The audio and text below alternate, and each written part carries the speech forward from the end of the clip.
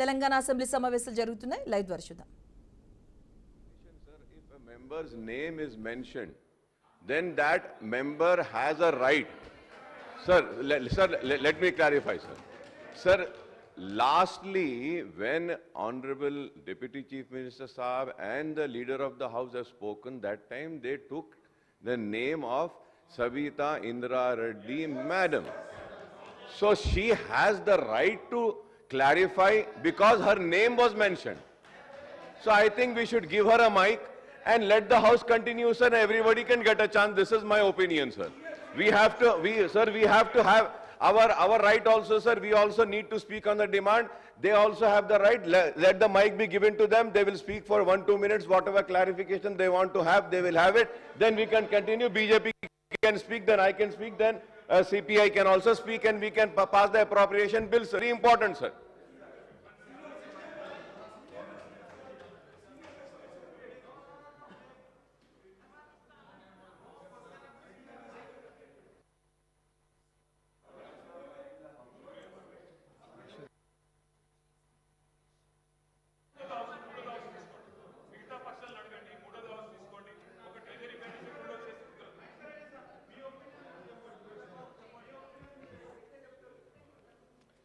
అధ్యక్ష, స్పష్టంగా కూడా ప్రభుత్వ పరంగా ఈరోజు లీడర్ ఆఫ్ ద హౌస్ ప్రత్యేకంగా ఎవరి పేరు తీయలేదు అధ్యక్ష. ఒకటి ఎవరి పేరు తీయలేదు అధ్యక్ష.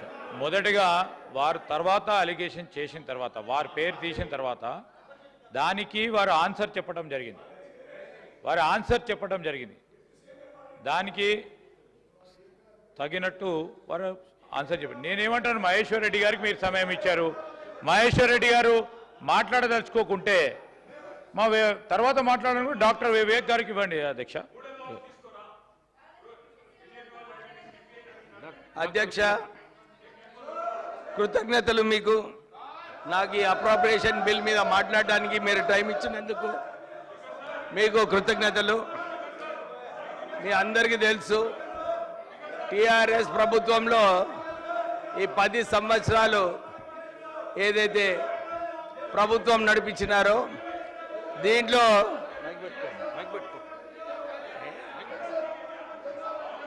10 సంవత్సరాలు టీఆర్ఎస్ ప్రభుత్వము ఆర్థిక పరిస్థితి తెలంగాణలో ఘోరంగా చేయడం జరిగింది. 1992లో కూడా దేశంలో ఆర్థిక పరిస్థితులు బాగాలేనప్పుడు అప్పుడు కూడా కాంగ్రెస్ పార్టీ కేంద్రంలో అధికారంలోకి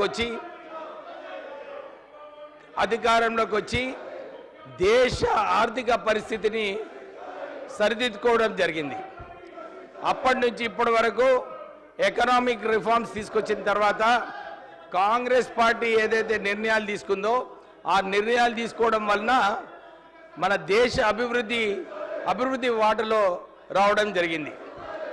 రాష్ట్రంలో ఇంతకుముందు అందరు కూడా ఒప్పుకున్నారు, కేటీఆర్ గారు కూడా ఒప్పుకున్నారు, మేము 7 లక్షల కోట్ల రూపాయలు రుణాలు తీసుకున్నామని చెప్పి వారు స్పష్టంగా చెప్పడం జరిగింది. మా ప్రశ్న ఒకటే, తెలంగాణ వచ్చినప్పుడు కేవలము సుమారు 70,000 కోట్ల రూపాయలు అప్పుడే, కానీ టీఆర్ఎస్ ప్రభుత్వం వచ్చిన తర్వాత 7 లక్షల కోట్ల రూపాయలు అప్పు చేయడం జరిగింది. ఎక్కడ ఖర్చు పెట్టినారు, దేంట్లో ఖర్చు పెట్టినారో ఆలోచించే విషయం ఉంది. ఇది కేవలము కమిషన్లు దోచుకోవడానికి, కాంట్రాక్టర్లకు ఆర్థికంగా పైకి తీసుకురావడానికి, వీళ్ళందరికీ ప్రపంచంలో ధనికులు చేయడానికి టీఆర్ఎస్ ప్రభుత్వం ఆ రోజులలో ఈ కాంట్రాక్ట్స్ ఇవ్వడం జరిగింది. మీరందరూ కూడా ఒక విషయం గమనించాలి.